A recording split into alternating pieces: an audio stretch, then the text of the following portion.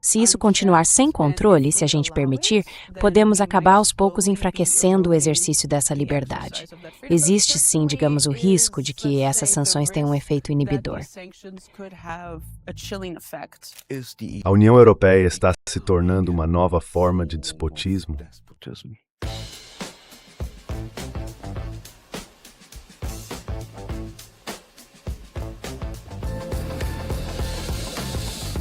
Gegen den Strom. Zur Person. Hallo bei Gegen den Strom. Ich präsentiere Ihnen Olá e bem-vindo ao Contracorrente. Aqui eu apresento posições e pontos de vista que a mídia de propaganda prefere esconder. Privados de todos os seus direitos estão os cidadãos que vivem na União Europeia, assim como pessoas de outros países que caem sob o regime de sanções do Conselho Europeu. Eles não podem viajar, têm suas contas bancárias congeladas e seus bens confiscados. Tudo isso acontece fora da lei, em violação à Constituição e a outras cartas democráticas dentro da União Europeia. A professora Alexandra Hofer é especialista em Direito Internacional e em sanções na Universidade de Utrecht. Ela tem origem holandesa e canadense, e é especialista em sanções como as impostas a Jacques Bourg, Nathalie Jamp ou Hüseyin Doğru. Olá, Alexandre. Obrigado por preparar-me. Olá, Patrick, é um prazer. E tens criativo tipo de fora da lei na União Europeia? Um novo tipo de fora da lei na União Europeia. Essa é uma grande questão. Eu não sei.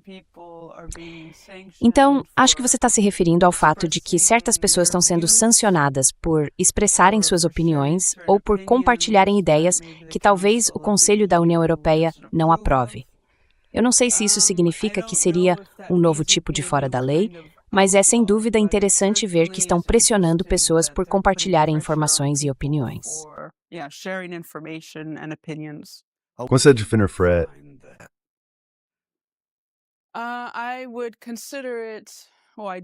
Eu consideraria, ou melhor, eu considero um abuso do poder de sanção do Conselho. Agora, se eles podem ou não ser vistos como fora da lei aos olhos do Conselho da União Europeia, eu não sei se a população em geral, os cidadãos europeus, concordariam que eles são realmente fora da lei. Então, acho que isso depende um pouco da perspectiva de cada um, se você concordaria ou não que essa pessoa seria um fora da lei. O Conselho da União Europeia pode fazer o que quiser.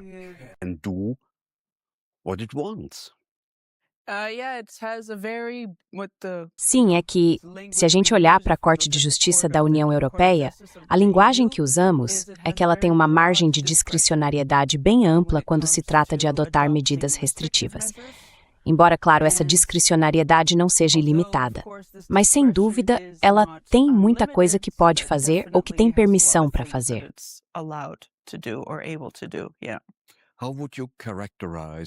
Como você, como especialista, descreveria a natureza jurídica dessas sanções?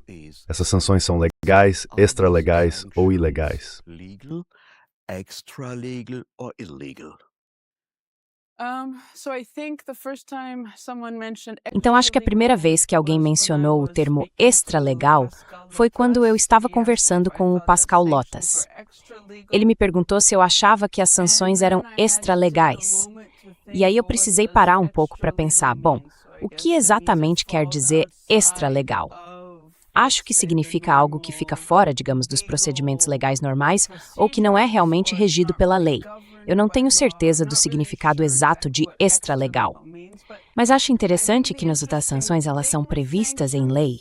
O Conselho realmente tem esse poder. Os tratados da União Europeia permitem que o Conselho adote medidas restritivas.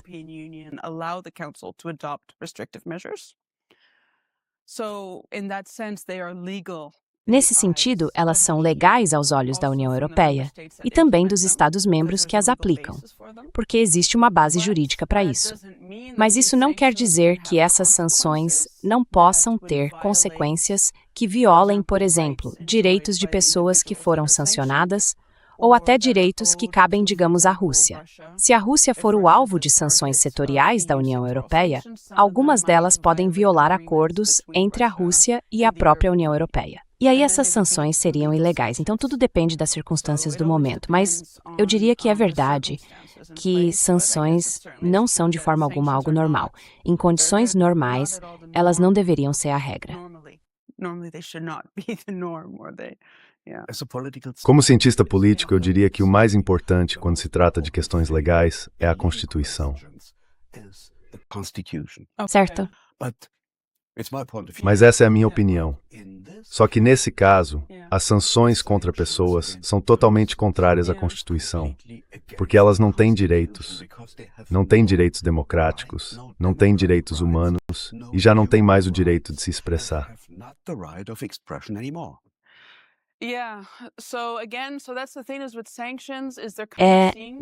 Então, de novo, a questão das sanções é que elas são vistas, digamos, como medidas excepcionais.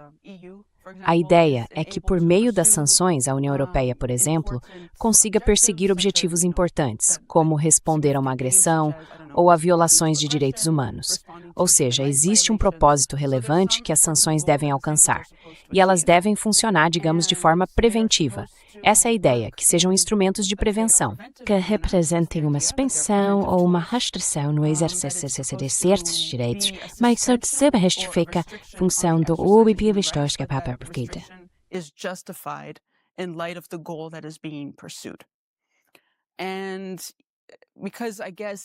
E porque eu acho o direito da União Europeia está acima da Constituição, por exemplo, na Alemanha ou na Bélgica, então, de uma perspectiva nacional, o direito europeu, nesse caso, prevalece. E isso normalmente já está previsto na legislação desses países. Então, as sanções são permitidas, certo? Claro. E, como eu disse, a ideia é que a gente vê como as sanções afetam as pessoas. Os direitos humanos delas são impactados, mas os direitos humanos não são absolutos e essas restrições podem ser justificadas. E sim, com frequência, elas são consideradas justificadas quando as pessoas tentam recorrer ao Tribunal de Justiça da União Europeia. Muitas vezes, o tribunal conclui que, nessas circunstâncias, a restrição é de fato justificada. Mas o que o Conselho Europeu está fazendo em relação às sanções é totalmente arbitrário, né?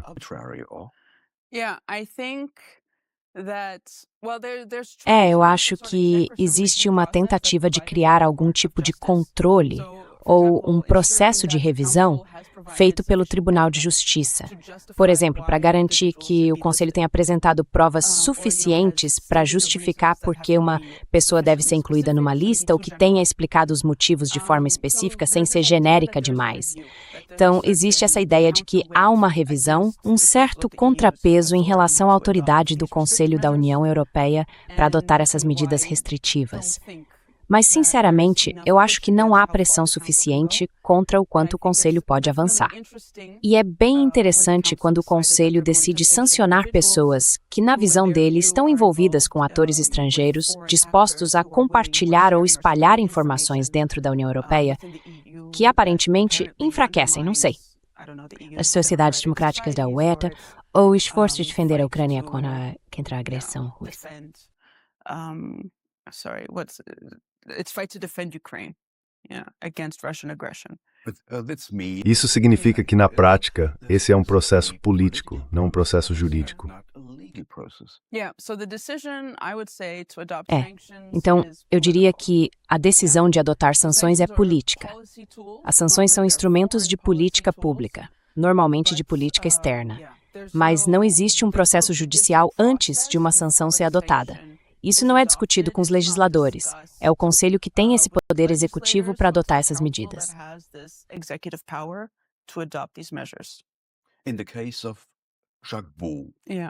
No caso do Jacques Bou, o Conselho Europeu apresentou um documento totalmente errado. Está cheio de fake news e de coisas que são mentiras completas. O que isso quer dizer?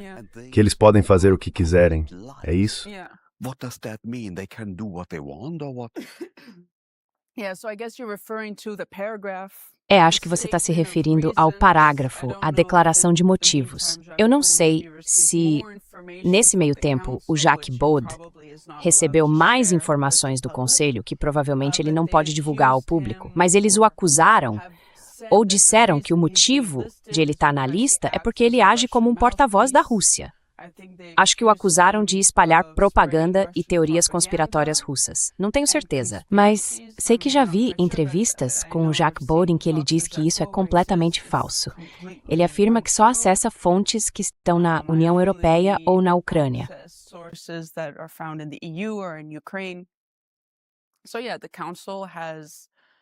Então, o Conselho caracterizou o Sr. Bode de uma certa maneira.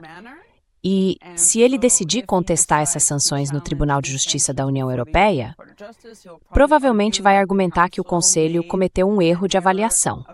Aí o Conselho, por sua vez, vai tentar apresentar provas ou documentos para dizer não, a nossa avaliação está correta. E o Tribunal vai analisar o que o Sr. Bode apresentar, vai analisar o Conselho apresentar.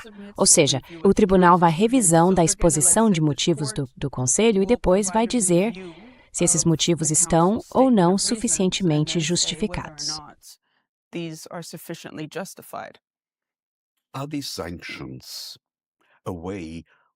Essas sanções são uma forma de mirarem algumas pessoas para gerar medo e fazer com que as outras fiquem de boca fechada.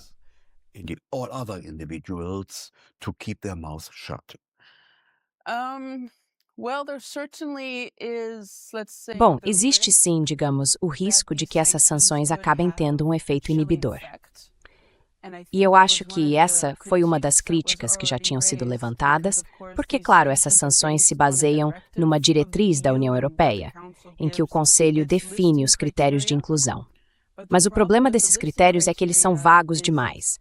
Não fica muito claro o que o Conselho consideraria como atos de fala ou atividades que deveriam ser sancionadas ou que configurariam a manipulação ou interferência estrangeira.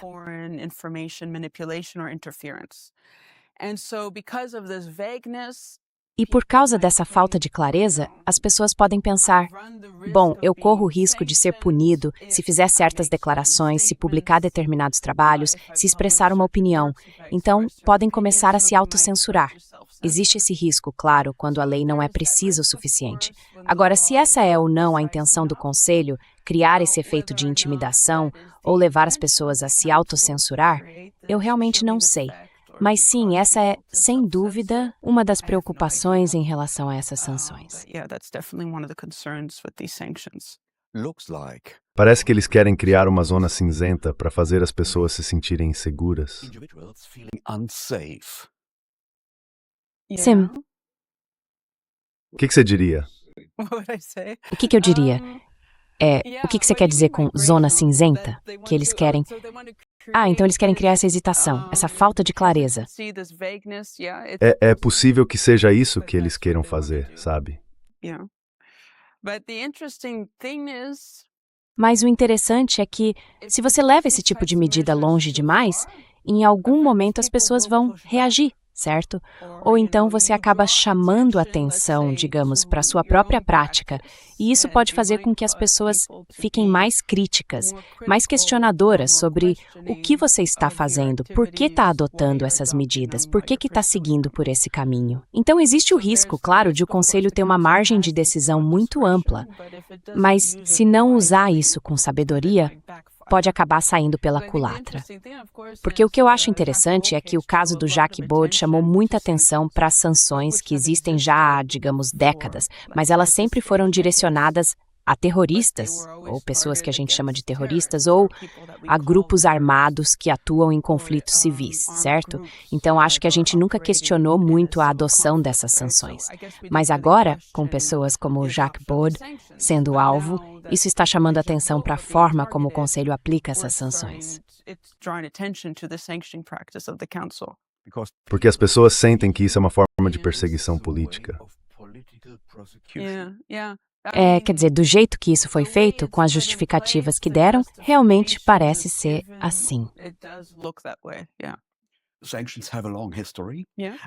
Sim, as sanções têm uma longa história e nem sempre foram direcionadas a pessoas.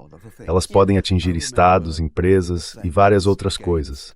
Eu me lembro das sanções contra o regime do apartheid na África do Sul, em 1977, por exemplo, aprovadas por uma resolução do Conselho de Segurança da ONU. E aquilo era totalmente legal. Mas as sanções de hoje não são legais. não foram aprovadas nem emitidas pelo Conselho de Segurança da ONU. Isso é legal? UN Security Council. Yeah. Is this legal?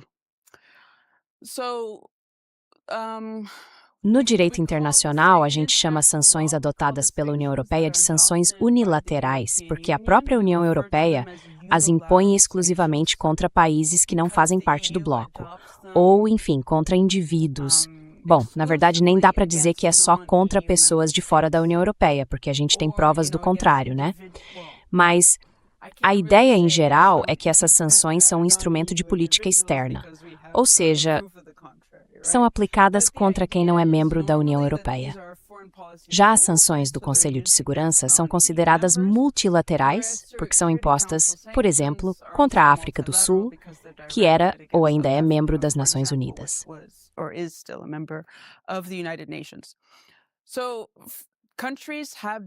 Então, os países têm opiniões diferentes sobre se as sanções unilaterais são ou não permitidas. Claro, a União Europeia e os Estados-membros da OEA dizem que essas sanções são legítimas. Os Estados Unidos, naturalmente, também dizem que são. O mesmo vale para o Canadá e a Austrália. Mas há países que, digamos, não só aqueles que estão do outro lado dessas medidas, mas um número bastante significativo de países, costumam criticar a adoção de sanções unilaterais. Eles veem isso como uma violação do direito internacional. Essas sanções têm uma longa história, e o 11 de setembro foi um ponto crucial nessa trajetória. Pois é, foi também nesse momento que o Conselho de Segurança da ONU começou a mirar em pessoas que eles acreditavam que poderiam cometer atos terroristas. A ideia era que essas sanções funcionassem como ferramentas preventivas contra o terrorismo. E, de repente, o Conselho de Segurança da ONU passou a ter um poder de sanção muito amplo, podendo impor restrições a indivíduos, como as que a gente vê hoje, o congelamento de bens ou a proibição de viagens. Então essas sanções faziam parte da guerra ao terror. É isso mesmo? Eles começaram como uma das ferramentas usadas pelo Conselho na sua guerra contra o terrorismo. E eu acho que provavelmente eram vistos como o instrumento mais importante do Conselho de Segurança no combate ao terrorismo. E mais tarde essas sanções foram dadas para pressionar a Federação Russa. Eu me lembro da Lei Magnitsky. Sim, então isso foi adotado pelos Estados Unidos da América. Eles aprovaram o que ficou conhecido como Lei Magnitsky. E, basicamente, se a memória não me falha, o objetivo era sancionar indivíduos russos que se acreditava serem responsáveis pela morte de Magnitsky, mas também aqueles envolvidos em corrupção na Rússia e em violações de direitos humanos no país. Depois disso, os Estados Unidos adotaram a Lei Magnitsky. O Canadá aprovou uma lei parecida e, mais tarde, a União Europeia criou seu próprio Ato Global de Direitos Humanos. Eu diria que ele foi, em parte, inspirado na Lei Magnitsky dos Estados Unidos. Mas o Ato Global de Direitos Humanos não é voltado apenas contra a Rússia.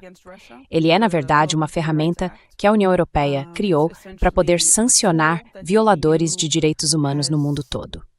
Curiosamente, o Ato de Direitos Humanos da União Europeia não inclui casos de corrupção.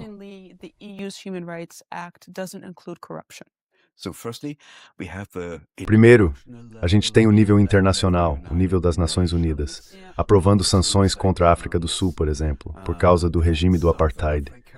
E depois a gente vê um processo de sanções unilaterais, impostas por estados, por países individualmente.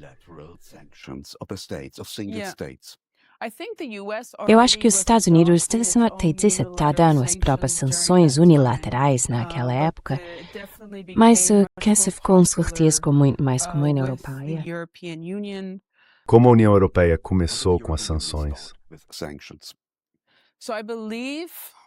Então, eu acredito, embora eu esteja tentando lembrar com precisão, que a União Europeia no começo implementava as sanções do Conselho de Segurança da ONU e depois, aos poucos, foi alterando seus próprios tratados para poder adotar sanções unilaterais.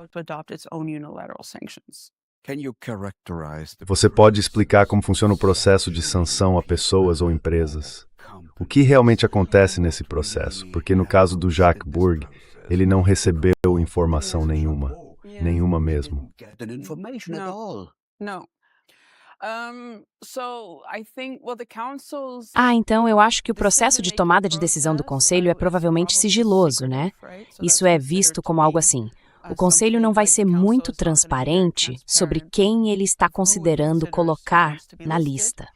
Porque a ideia das sanções é justamente ter um efeito de surpresa. Se você souber que vai ser sancionado, pode tentar mover seus bens para fora da jurisdição da União Europeia. Então é algo feito de propósito para ser secreto. E o Tribunal de Justiça da União Europeia considera isso justificado. Muita gente recorre dizendo, olha, eu não tive o direito de ser ouvido, não pude me defender, e de repente decidiram me sancionar. E o tribunal responde, sim, mas pela natureza das sanções, isso é permitido. Given the nature of sanctions, this is permissible. But you have Mas eu estás a conquistar o Tu resto é ilegal. it's illegal. Well, and then the court will say, yes, you now have the Bom, right e aí to o be tribunal heard. vai So, dizer sim, agora você tem o again, direito de ser because ouvido. of the special Então, nature of de novo, é sanctions por and causa the da goal natureza that the especial das EU sanções is trying e to do objetivo que a União Europeia está tentando alcançar. Aceita-se que existam certas restrições aos direitos humanos. Vamos imaginar que você foi incluído na lista do Conselho. De algum jeito, você vai acabar descobrindo. Eu não acredito que o Conselho envie uma carta dizendo, a propósito, você foi sancionado. Acho que, de repente, pode perceber que tem mais acesso à sua conta bancária. Ou, no caso do Jacques Bourg, ele descobriu lendo na imprensa suíça. Jacques Bourg, he read it in the Swiss press. Nathalie Yam received A Nathalie Yan recebeu uma mensagem de texto do advogado dela e foi assim que descobriu que tinha sido sancionada. Depois você pode entrar no site ou consultar o jornal europeu, onde eles anunciam ou publicam as sanções. É lá que dá para ver a declaração com os motivos. Então, por que o Conselho decidiu que você deveria ser sancionado? A pessoa pode recorrer ao Conselho e pedir, podem me dar mais informações sobre por que fui incluída nessa lista? Também dá para tentar apresentar novas provas para justificar que eles deveriam reconsiderar a inclusão do seu nome. Ou seja, o processo não é transparente. So the process isn't transparent. It's completely É totalmente sem transparência. Existe alguém, alguma autoridade, que consiga avaliar essas sanções? evaluate these sanctions. So I don't know who evaluates it within the council. Então, eu não sei quem faz essa avaliação dentro do Conselho da União Europeia. O único processo de revisão que eu conheço é o do Tribunal de Justiça da União Europeia. É nesse momento que as pessoas basicamente decidem pedir para serem retiradas da lista. Acho que primeiro elas recorrem ao Conselho. Se isso não der certo, vão para o Tribunal Europeu. Mas nem todo mundo decide fazer isso. But not everybody decides to do this. Looks like Parece um generalismo na desse ser. regime. Yeah, so again, these are Então, measures that have é been de novo, existing essas são for medidas que quite já a long estão time. I think em it's vigor even worse há if you're bastante sanctioned tempo. by the UN Security Eu acho que é Council, ainda because pior they- quando now você they é have the sancionado pelo ombudsperson. Conselho de Segurança da ONU, porque agora eles têm o Ombudsman. Mas antes nem isso existia. Você era simplesmente sancionado do Conselho. E pronto. Então, eu acho que agora, como na União Europeia, a gente tem esse sistema judicial, pensamos, ok, é melhor do que outros sistemas que existem. Nos Estados Unidos, é notoriamente difícil contestar as sanções impostas contra você. Então, sim, a gente confia no tribunal e considera que ele tem um bom processo de revisão. So this produces Então, in total isso acaba gerando no total muitas questões jurídicas. Você pode fazer um resumo dessas questões legais que vocês estão levantando? you are asking. Então, as perguntas que eu tenho sobre o procedimento do tribunal, o que eu percebo é que o Tribunal de Justiça da União Europeia é muito disposto a aceitar o fato de que o Conselho tem uma grande margem de discricionariedade para decidir quem vai ser alvo. E normalmente as pessoas que entram na lista, como eu disse, contestam o fato de que seus direitos humanos foram restringidos. O argumento mais comum que a gente ouve é: fui privado do meu direito à propriedade, não consigo acessar meus fundos, então esse direito está sendo violado. E o tribunal costuma dizer: sim, houve uma interferência no exercício desse direito. been an interference with the exercise of that right, and so they apply a test. They say, is the Então, European eles Union aplicam um or the teste. Council of Eles the EU perguntam: a pursuing União a Europeia ou o legitimate aim? Conselho da União Europeia estão buscando um Usually, it's found that they objetivo are, because, legítimo? for example, in the case of Normalmente, Russia, conclui-se que it's the sim, porque, idea por is, well, we exemplo, no want to caso fight da against Rússia, Russian a aggression, ideia we é: want to assist queremos Ukraine in combater a defending agressão itself. russa, Okay. queremos ajudar a Ucrânia a se The measure defender. has to be provided by law. Certo, a Very medida often that is the precisa estar case, prevista em lei. because it's, E na maioria the das sanction has vezes, been, está, adopted porque a according to sanção the foi legal adotada de procedure acordo com o allowed, procedimento legal within the permitido EU pelos treaties. tratados da União Europeia. E aí vem a outra And then the questão: other essa question interferência nos is, direitos okay, humanos is é this justificada? Ela é interference with proporcional? human rights justified? Is it proportionate? Is it not too excessive in light of Não the seria goal algo um pursued pouco by the exagerado, Council? considerando o And that's objetivo que o usually Conselho where I está have tentando most alcançar? criticism, É is justamente aí que how costumo they ter mais do críticas, na this, forma como eles let's say, fazem esse proportionality teste de test or this balancing proporcionalidade act ou esse between the goal equilíbrio entre pursued o by the objetivo Council do and Conselho the effect e o that the efeito que a sanction has sanção on the tem sobre o individual. indivíduo. Normalmente é Usually algo it's como: just, oh ah, yes, sim, well, levando in em light of the conta o objective objetivo pursued, buscado, essa pequena this infração ou esse small incômodo. infringement or Claro, this eles não inconvenience, usam well, they don't exatamente essas use those words, palavras, né? of course, Mas right? dá para But you perceber kind of que o get the tribunal sense não that avalia de fato the o court impacto que essas sanções doesn't podem ter really na weigh vida de the uma pessoa. impact that the sanctions can have on a person's life. Do you know any Você list conhece alguma of lista de criteria, critérios, por for exemplo, para example, definir quem é um for porta-voz defining russo who is a ou um Russian agente terrorista? mouthpiece or a terrorist actor? So yeah, Russian mouthpiece is the word that Então was é, used against Jacques Beau. porta-voz russo I'd be foi o termo curious to usado contra o see, Jacques Bout. Eu teria if curiosidade he, de ver se ele sabe vai feels this recorrer needs do to be before caso the no Court of Tribunal de Justice, Justiça how they e will como eles interpret what a vão Russian interpretar o mouthpiece que means, right? 'Cause significa that's a very exatamente porta-voz general, russo, né? Porque é um unclear termo term. muito amplo, A meio terrorist vago. actor, Um so ator terrorista. Bom, eu não tenho really sure what certeza de qual definition definição of de terrorism terrorismo eles they usam quando use adotam a lista when de they adopt the sanções, sanctions list, but mas eu I suspeito que suspect that it talvez might have foque nas focusing on the atividades que a activities pessoa that the possa person, realizar. might carry Curiosamente, out. no caso das sanções, a gente viu isso também contra a Síria, contra Mianmar, contra a Rússia. Às vezes as pessoas são sancionadas simplesmente por serem familiares de alguém que é considerado beneficiário do ato ilícito ao qual a União Europeia está reagindo, por exemplo. The wrongful act that the EU is responding to, for example. So, and the court has E o tribunal announced, já anulou listings listagens when it quando has to do with envolviam the uma person pessoa being associada a outra. associated with. Então, So eles they tentaram kind of definir tried to critérios define para criteria dizer, ok, to quando say, alguém okay, é when is somebody suficientemente sufficiently associado ou não. A pessoa associated or precisa not. ter interesses em They have to comum share ou interests, participar or de they have certas to have certain atividades activities in junto. common. Mas eu acho, pelo menos eu But I acho, think um pouco it's, difícil at least I identificar find it a bit critérios difficult comuns ou uma to lista padrão identify que common sirva para dizer, ok, criteria or esse é common sempre o teste que se checklists aplica. that you could say, Acho okay, que isso this is varia always de the caso para test caso. that is applied. I think it varies on a case-to-case basis. On the Federal Press Conference Okay. in Berlin, Na coletiva de imprensa federal em Berlim, um porta-voz do Ministério das Relações Exteriores da Alemanha disse: qualquer pessoa envolvida com esses temas, como Jacques Boud, pode ser alvo de sanções. Okay. Isso representa uma grande ameaça a todas as instâncias do Estado e à narrativa do governo. Yeah. É uma arbitrariedade completa. O que você diria sobre isso? Yeah. This is completely arbitrariness, or what would you say? Yeah. Well, I don't even know if it's a threat. Olha, eu nem sei se dá para chamar isso de uma ameaça contra dissidentes, porque eu acho que, mesmo quando alguém só tem uma opinião diferente, ou sabe, faz uma crítica, ou tem outra forma de ver as coisas, isso já é suficiente. E não quer dizer que a pessoa seja um dissidente. E acho que esse é justamente o ponto.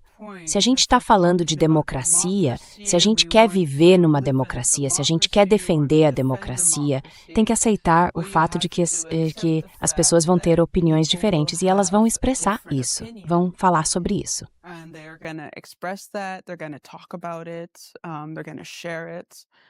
So, yeah, that's Eles vão just compartilhar life isso. in a Então, democratic society. So, É assim mesmo, faz parte da vida em uma sociedade democrática.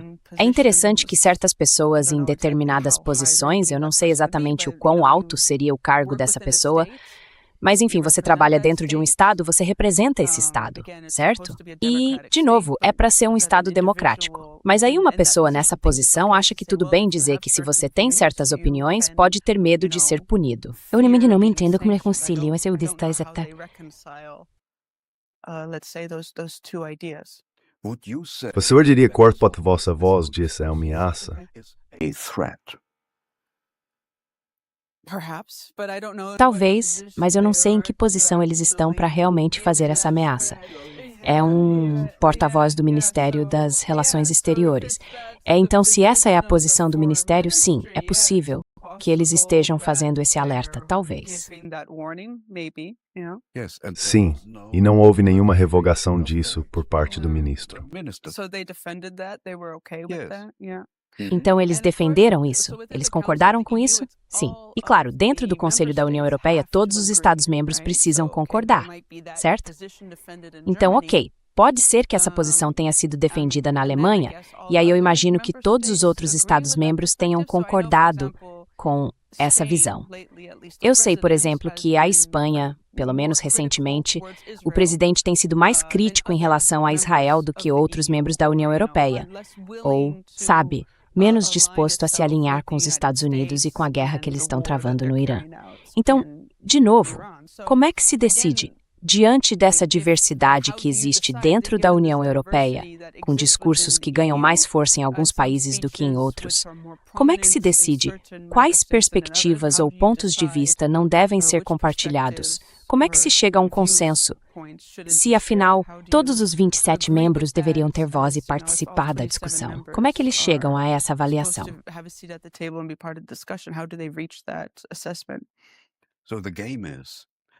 Então o jogo é o seguinte: os Estados-membros chutam a bola para Bruxelas.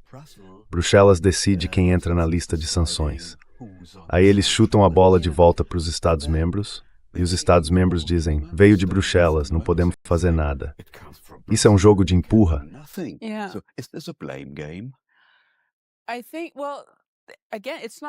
Eu acho que, bom, de novo, não é Bruxelas, sabe? Não são pessoas distantes dos Estados-membros que decidem quem vai ser sancionado. São os próprios Estados-membros que concordam sobre quem deve entrar na lista.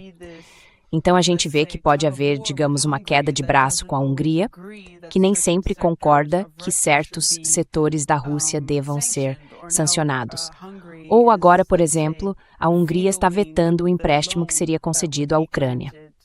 Então, existem Estados-membros que às vezes dizem, não, a gente não quer esse tipo de sanção, porque isso vai nos afetar demais.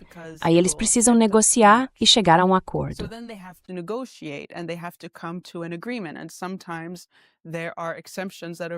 E às vezes existem isenções criadas para países como a Hungria ou como a Grécia e o Chipre, que não querem que a indústria naval deles seja afetada. Então é tipo assim, tudo bem, depois que a legislação é aprovada, na verdade é uma diretiva da União Europeia e depois um regulamento, você precisa implementar.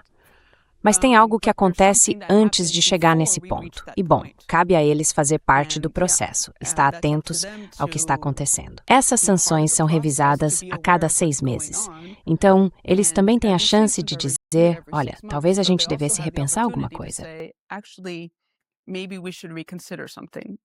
Mas na maioria das vezes, eles não fazem isso. Mas peraí, vai ser isso? Essas sanções, especialmente as sanções contra indivíduos, são uma ferramenta ou uma arma na guerra de informação da OTAN.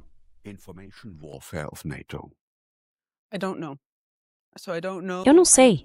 Eu não sei qual é o envolvimento da OTAN. O que eu sei é que, ao longo dos anos, a gente tem visto cada vez mais essa coisa de transformar a informação em arma, ou essa preocupação com desinformação e informação falsa. Quem é que está definindo isso? Isso eu não sei. Então, sim, certas opiniões, ideias ou coisas desse tipo, a gente deveria se preocupar com elas. E aí isso acabaria justificando censura ou políticas e ações que parecem censura. E parece que estamos dispostos a aceitar isso, porque acreditamos que restringir o acesso a essas informações ou compartilhamento delas vai nos proteger. Mas, eu não sei até que ponto a OTAN estaria envolvida nisso.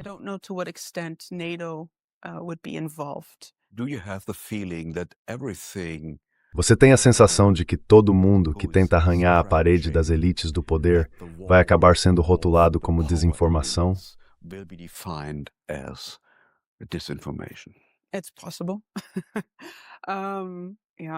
É possível.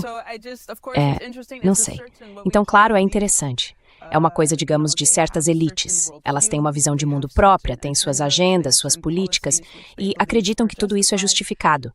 E quando começam a sancionar pessoas ou adotar políticas para impedir que alguém vá contra isso ou fale contra isso, aí parece que estão usando a lei ou ferramentas como sanções para proteger os próprios interesses. Mas, sinceramente, eu não faço ideia.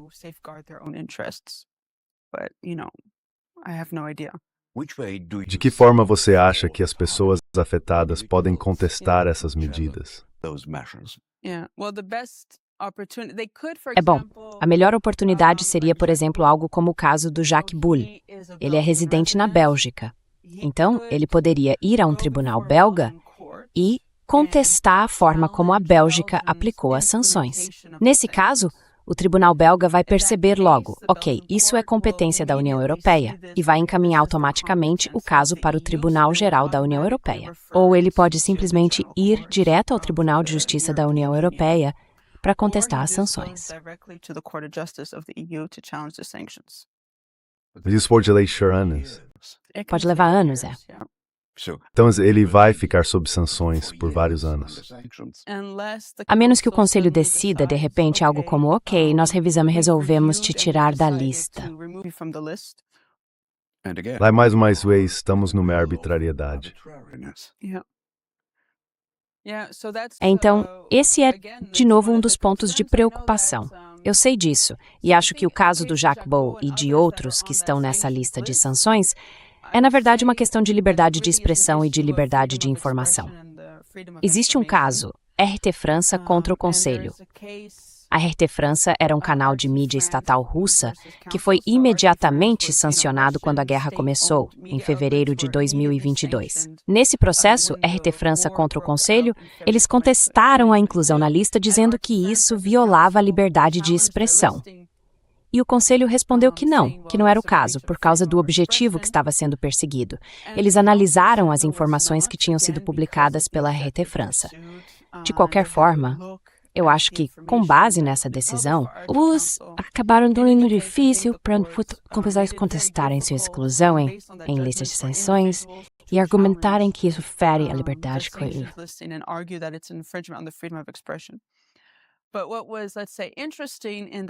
Mas o que foi, digamos, interessante nessa decisão é que o Tribunal de Justiça não levou em conta o fato de que foi o Conselho da União Europeia que decidiu, de forma arbitrária, que essas sanções deveriam ser impostas à RT França.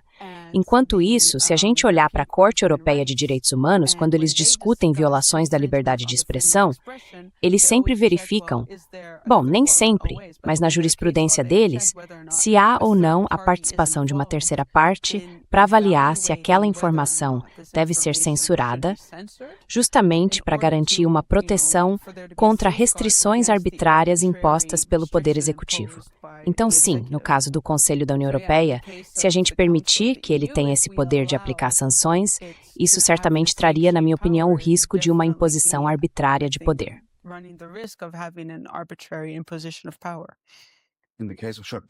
No caso do Jacques Boule, ele mora na Bélgica, em Bruxelas, ele é cidadão suíço. Você vê alguma possibilidade, alguma opção de proteção diplomática?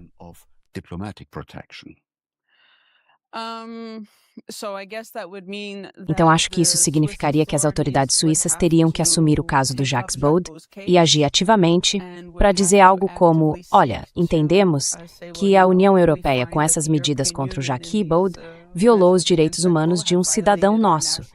E, nesse caso, nós vamos defender que a União Europeia, por exemplo, suspenda essas sanções. Agora, eu não sei se isso é, digamos, uma política ou algo que esteja na pauta das autoridades suíças.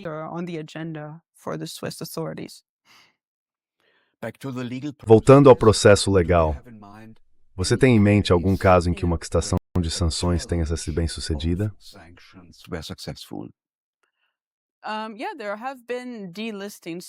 Sim, já houve casos de exclusão da lista.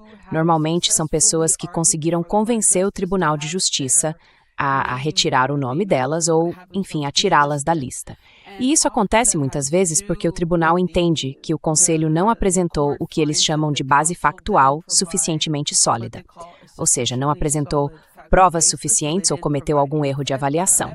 Então, sim, isso acontece. Em geral, o tribunal analisa quais são os critérios de inclusão definidos pelo Conselho e se há informações suficientes para justificar essa decisão. Você se lembra de casos específicos, de oligarcas russos ou algo assim? Eu me lembro? Bom, tem um caso interessante, não consigo lembrar o nome dele. Acho que o primeiro nome era Nikita, e fico pensando se o sobrenome era Marzipan. Não, Marzipan não tá certo. Provavelmente não era Marzipan.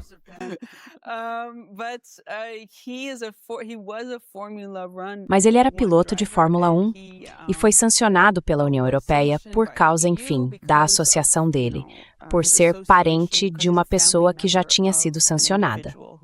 E o Conselho, quer dizer, o tribunal entendeu que o Conselho não tinha demonstrado de forma suficiente que existia mesmo esse vínculo entre o Nikita e o pai dele para justificar manter o nome dele na lista.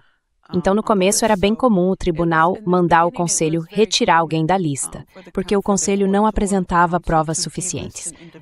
Acho que isso meio que ensinou o Conselho que, já que o tribunal estava verificando os próprios critérios do Conselho, eles pensaram, bom, talvez a gente precise ser um pouco mais vago ou mais aberto nos critérios de sanção.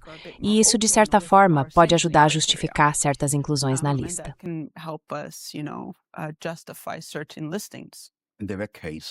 Houve casos em que o tribunal mandou o Conselho da União Europeia tirar o nome da lista. Aí, na mesma noite, eles mudaram o texto e colocaram o cara de volta.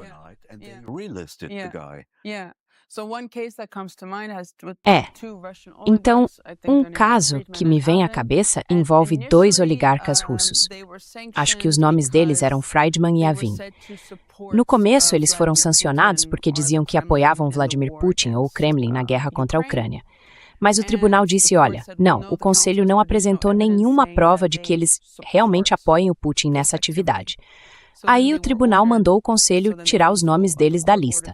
Só que depois o Conselho sancionou os 2 de novo, agora com base no critério de serem grandes empresários na Rússia. Ou seja, foram sancionados outra vez, mas por um motivo diferente.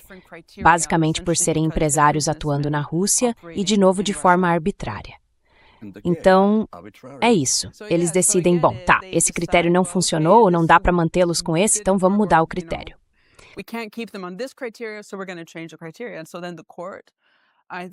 Então, o que acontece é que o tribunal, pelo que eu entendo, está analisando essa inclusão na lista. Eu não sei se já saiu uma decisão, mas o tribunal vai avaliar, essa pessoa é mesmo uma empresária atuando na Rússia? Pois é. E aí, o que ela poderia fazer para sair dessa lista? Teria que vender o negócio, eu imagino. Aí os fatos mudam e o Conselho não pode mais manter essa pessoa na lista. Na prática, isso é o Estado de Direito.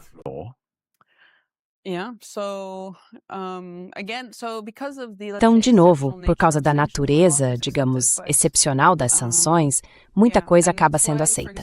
Mas é por isso que, por exemplo, a gente pode questionar, quando fala em proporcionalidade, o custo ou a restrição que é imposta a uma pessoa. Até que ponto esses empresários russos realmente contribuem para a guerra contra a Ucrânia? Eu não tenho certeza se todo empresário, por mais rico que seja, necessariamente tem ligação com a Rússia, ou se o governo russo consegue influenciar o processo de decisão dessa forma. Então, se você está sancionando pessoas que têm pouca influência, e de novo, eu não sei, estou falando de forma hipotética, como justificar manter essas pessoas na lista? Qual seria o seu conselho para os advogados dessas pessoas que foram alvo das sanções? Bom, eu imagino que quem decidiu contestar a inclusão no processo tenha contratado advogados experientes que conhecem bem o procedimento de sanções da União Europeia.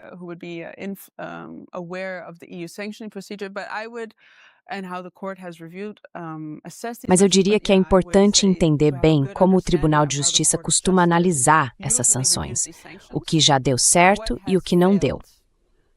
E, claro, tentar moldar o argumento de um jeito que acompanhe o raciocínio que o tribunal normalmente adota nesses casos. É claro que você sempre vai tentar argumentar, por exemplo, que um dos seus direitos fundamentais foi violado, ou que a medida é excessiva, ou que impõe uma restrição desproporcional aos seus direitos humanos. Mas talvez já sabendo que esse tipo de argumento pode não ter muito sucesso, considerando a jurisprudência anterior do tribunal. Então a ideia é meio que ajudar o tribunal a chegar a uma decisão sem precisar romper com seus julgamentos anteriores, porque o tribunal também busca manter uma linha coerente na forma como avalia as sanções.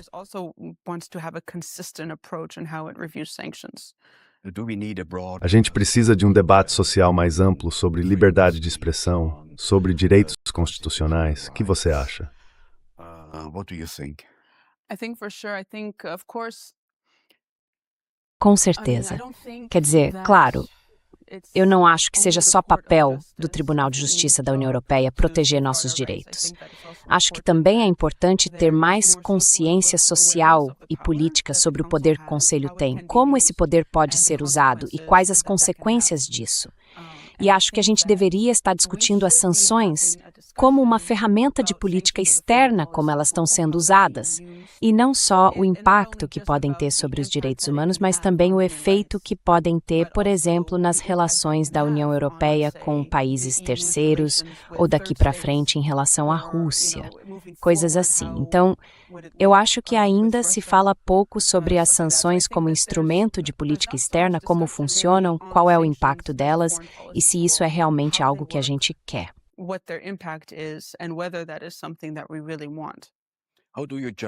Como você avalia o papel do Parlamento Europeu?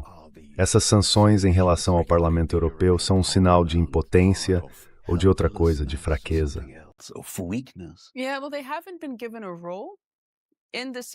Então, eles não têm um papel definido no processo de sanções. Eles poderiam... Bom, eu não sei exatamente como funciona o procedimento com o Parlamento Europeu, mas sei que eles podem se manifestar contra o Conselho. O interessante, isso é algo que eu percebi como uma tendência nos últimos 4 anos, é que, muitas vezes, os membros do Parlamento Europeu são a favor de o Conselho adotar sanções e até defendem mais sanções. Alguns anos atrás, eu fui convidado para falar no Parlamento Europeu sobre sanções. E quando cheguei lá, percebi de repente que um dos motivos do convite era porque os parlamentares estavam considerando aprovar uma resolução pedindo que o Conselho aplicasse sanções a veículos de mídia ou a pessoas envolvidas na disseminação de desinformação ou informação falsa.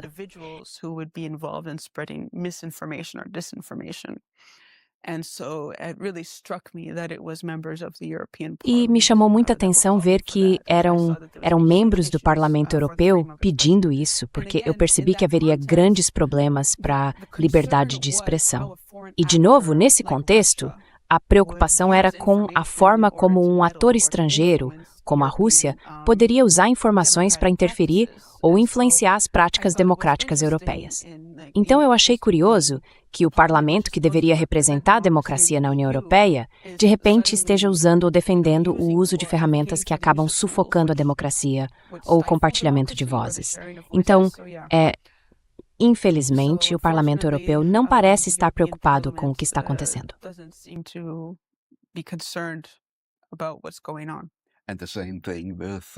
A mesma coisa aconteceu com o parlamento alemão, o Bundestag. O Bundestag transformou as sanções da União Europeia em lei nacional e ainda endureceu essas sanções. Qualquer pessoa que, por exemplo, ajude Jacques Baud pode ser presa. O que você acha disso?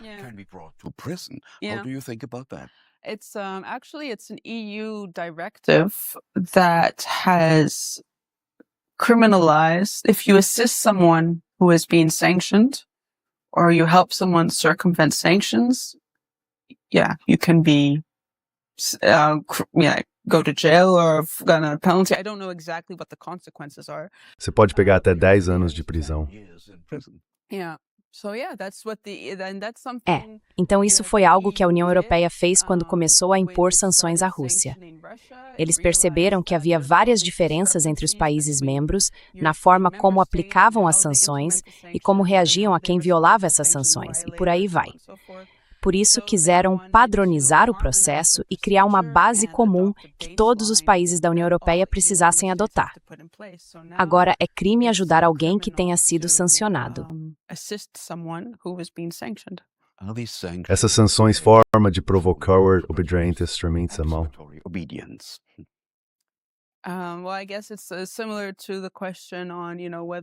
Bom, acho que é parecido com a questão de saber se essas sanções poderiam levar à autocensura. Mas eu acho interessante como a gente aceita com tanta facilidade o fato de que o Conselho tem esse poder e que talvez estejamos dispostos a obedecer sem fazer muitas perguntas. A gente pode pensar, se o Conselho sancionou alguém, então deve ter um bom motivo, certo? E aí preferimos não pensar muito mais sobre isso. Mas eu acho que já havia muitos sinais, mesmo antes das sanções, de que as pessoas tendem mais a obedecer à autoridade do que, digamos, a questioná-la ou a desobedecer, né?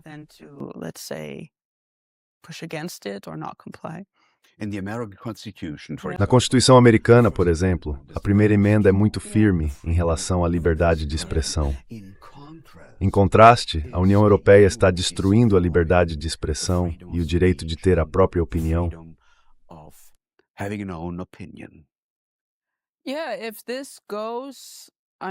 Se isso continuar sem controle e a gente permitir, podemos acabar, aos poucos, enfraquecendo o exercício dessa liberdade. E eu acho que mesmo nos Estados Unidos, embora a liberdade de expressão seja vista como um valor fundamental do país, eles também têm adotado práticas que acabam sufocando a liberdade de fala. O que você acha, como alguém que é do Canadá e da Holanda, com um pé dentro da União Europeia e outro fora? A União Europeia está se tornando uma nova forma de despotismo.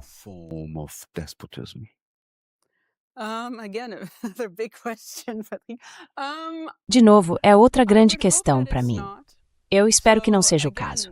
Mas, mais uma vez, existe todo o risco de que se a União Europeia adotar esses atos, e normalmente são atos legislativos bem complexos, que nem todo mundo presta atenção, eles acabam sendo aprovados e de repente começam a ter impacto sobre você sem que você necessariamente perceba.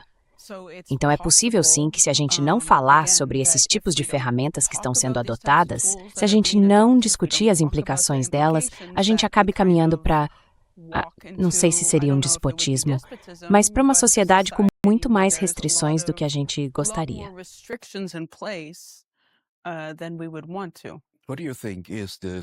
O que você acha? O regime de sanções da União Europeia é só o começo de um processo que está transformando os Estados constitucionais e o Estado de Direito em uma nova forma de regime autoritário.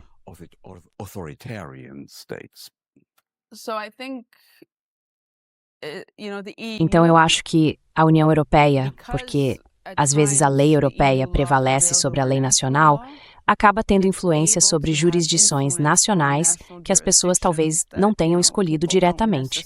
Esse é um dos pontos de crítica em relação à União Europeia. E, de novo, eles têm esse poder, digamos assim, que eu acho que deve ser usado com responsabilidade e consciência, mas também é nosso papel como cidadãos e como residentes da União Europeia estar atento ao que está acontecendo. Então, isso só acontece se a gente permitir que aconteça, na verdade. É isso. Muito obrigado. A professora Alexandra Hofer diz que se as pessoas não discutirem nem questionarem as sanções impostas pela União Europeia, se simplesmente aceitarem tudo sem debate jurídico ou público, isso pode representar uma virada em direção a um novo regime autoritário, talvez até o começo do fim da democracia.